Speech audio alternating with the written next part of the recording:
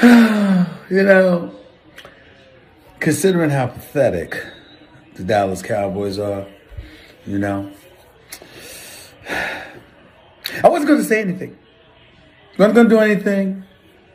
I mean, it's a Tuesday night game. Ravens had a lot to deal with, COVID-19 and all of this other stuff. I mean, damn. Des Bryant practically retired. I think literally retired for the season because you know something? Why play? I mean, I'm warming up and I test positive for COVID and they pull me off the field. I mean, damn. Against my former team. I wasn't going to say nothing. Because, you know, hey, you know, stuff happened. You know what I'm saying? You know, rough season for the Cowboys. Dak Prescott out. Nothing but love for you, bro. Get better soon. But then I saw the stat after J.K. Dobbins just ran for the touchdown, putting them up 34-17, and the offensive line yelled, "Easy money, easy work." And then I saw that the Baltimore Ravens ran for 294 yards. Oh my God. They can't help themselves. Poor buddy. Poor Jerry Jones, my buddy. Poor Jerry Jones, suffering the way that he is. With all you Cowboy fans out there, I know it's rough. I just want to say one thing to you. How about them Cowboys? This young, talented Washington defense hung in. Their offense makes plays. And Chase Young loving it as Washington goes into Pittsburgh and ends the Steelers' undefeated season. You knew the Steelers would have a tough time to get to 16-0. I don't know how important it was organizationally for them, but they don't get there. I don't know who thought Washington would end it, although that number was kind of interesting. They were less than a touchdown favorite in this one. Monday, Washington entered at 4-7. They become the team with the fewest wins in NFL history to knock off an opponent who was 11-0 or better. Ron Rivera begins the thoughts after Washington's big win. In spite of some of the decisions I made today, you know, they played their asses off. You know, then this really does rank up there just because of the fact, you know, who we beat them in Pittsburgh.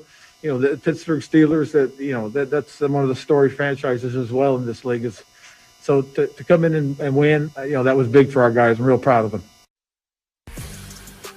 Steelers hang on to the 1 seed in the loaded AFC thanks to a better conference record, but it'll be a fight with the Chiefs for that all-important bye. Keep in mind, this year they're just one with the changes to the playoff structure. Tricky schedule down the line.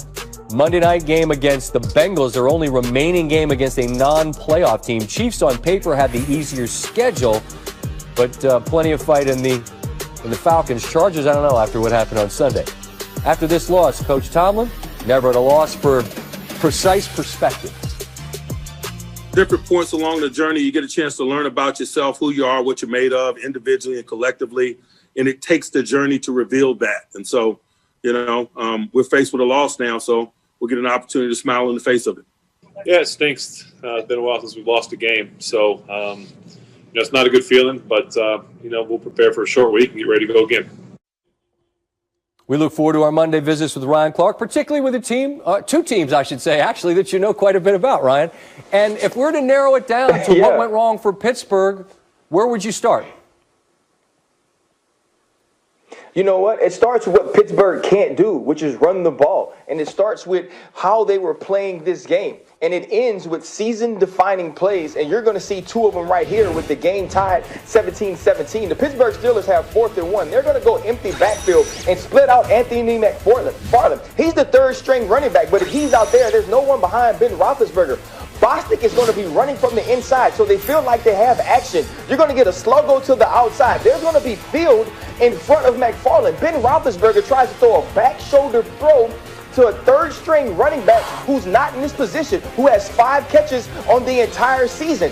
Pittsburgh Steelers, you're 11-0. You got to make that play. Now, fast forward to the Redskins. There's 10 people in the box, so you know you have single high. He's going to hit the Taiwan route or the slot fade to Cameron Sims. Cameron Sutton actually has good coverage. Here, you're going to see both guys vision the ball, so this throw has to be perfect. Alex Smith puts it in the one place it has to be. It's a one-hand catch by Cam Sims. These are the plays that these teams had to make to win the football game. There's one team that is descending. They don't have a run game. They rely on Ben Roethlisberger, and Ben Roethlisberger does not make the play.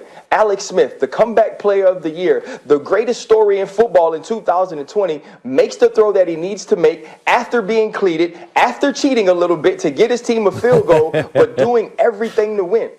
These two teams are in different places, but the Pittsburgh Steelers better shore some things up because the Buffalo Bills are coming to town. Yeah, we had conversations offline, Ryan, about just the notion of identity and through the years who Pittsburgh's been. Obviously, Connor's out. Roethlisberger threw the ball 53 times this week, more than anybody else in the NFL, and they have been sliding down your power rankings of late. If you were to prioritize what troubles you most about them as we head into the most important stretch of the year, Ryan, what would that be?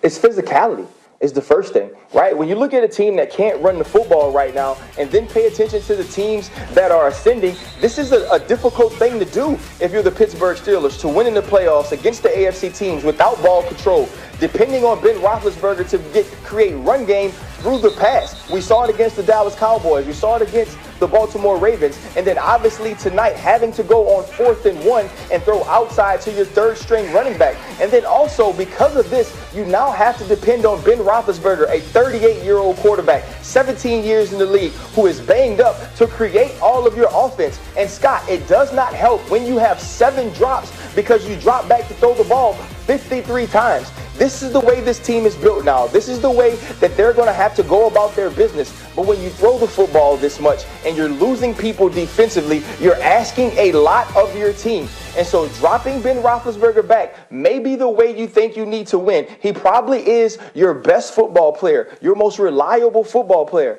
But it's not the way to go about winning championships. It's not the Pittsburgh Steelers way. It's not the physicality that you bring to the field every year that makes people fear you. And I think game by game, people think less and less of what it's like to be physically matched up against the Pittsburgh Steelers, both offensively and defensively. And so down the stretch, they have 3 games against the Colts, against the Bills, and against the Cleveland Browns that are all losable games that put them in the place they never expected to be after starting 11-0.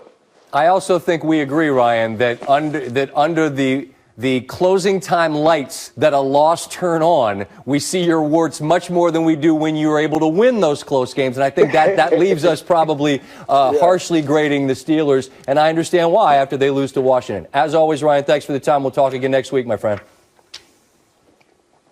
Thank you so much, my man. All right, still to come.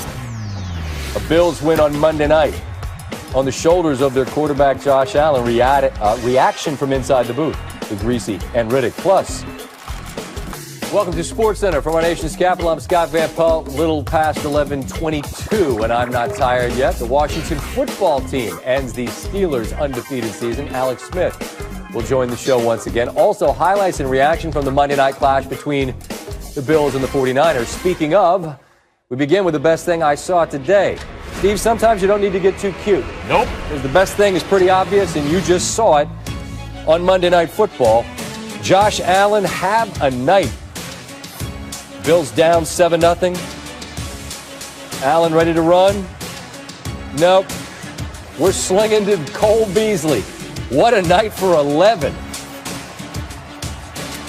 And then down by the goal line, Beasley, touchdown. He had 113 receiving yards in the first half. Career high 130, and got cradled like a baby by John Feliciano there after the touchdown. Allen, Dawson Knox, who runs like a wild animal, Steve, tight end. Always open. 14-7, Buffalo leads at the half. Play act, Isaiah McKenzie wide open. That's touchdown number 3. Buffalo's lead swells to 14. Fourth quarter, they're still up double figures, up 10. Allen, Gabriel Davis. And that is the 4th touchdown of the game for Josh Allen, who goes 32 of 40, no picks, 4 touchdowns, 375 yards. In Buffalo, in the same field where they lost in excruciating fashion to the Cardinals, gets a victory over the 49ers. Allen continues to make his case this year for the best season we've seen by a Bills quarterback, and that's saying a lot considering the fun that the K-Gun used to run back in the 90s. Monday night marked Allen's 3rd game this season with at least 300 yards and 4 touchdowns, which breaks a tie with Jim Kelly in 91 and Fitzmagic in one of his many stops. That was 2010 for the most in Buffalo history. Now time for our T-Mobile post-game coverage. Lisa Salters with Josh Allen. Josh, you had 4 touchdown passes to 4 different guys. What does that tell you about your offense tonight? Well, it means that we were in a groove. Coach Dable had a really good game plan going into this week. We went out there, we executed pretty well early on. It was a little faulty. Obviously, the 4th and goal situation, then fumbling backed up. So we didn't get to a great start, but our guys found a rhythm. We stuck with it, and our defense played a heck of a game, too. You mentioned being in a groove. It seemed like you were able to do anything you wanted out there for a while there. Did it feel like that? Yeah, I mean, it felt good. The ball was coming out the hand pretty well. But, again, credit to our guys for going out there, getting open and making plays. Our 5 guys up front blocking. Our tight ends kind of being the dual threats they are. Great job. Love you. So it was a great team win tonight. Your connection with Cole Beasley in the first half and then in the second half with Stephon Diggs, did both guys just get hot at different times? What was the key to that? I mean, again, I trust these guys implicitly. We work extremely hard. Those are 2 true professionals that go out to practice and work their tails off. You know, they don't complain, they don't ask for the ball, they just do their job, and it's fun to play quarterback when you got guys that consistently do the right thing and get open and fight for the ball for you. So love those guys. Still on top in the AFC East. Nice win tonight.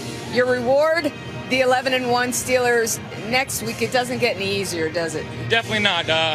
We'll enjoy this one tonight, figure it out, and watch the game plan, because, again, we left some stuff out there that we wish we had back, and we'll get on to Pittsburgh and, try to put together a good week and a good game plan for them. And, again, they're hot, we know that, and we got to be ready for anything. Thanks, Josh. Congratulations on the win. Get back there in the locker room so your teammates can beat you up some more.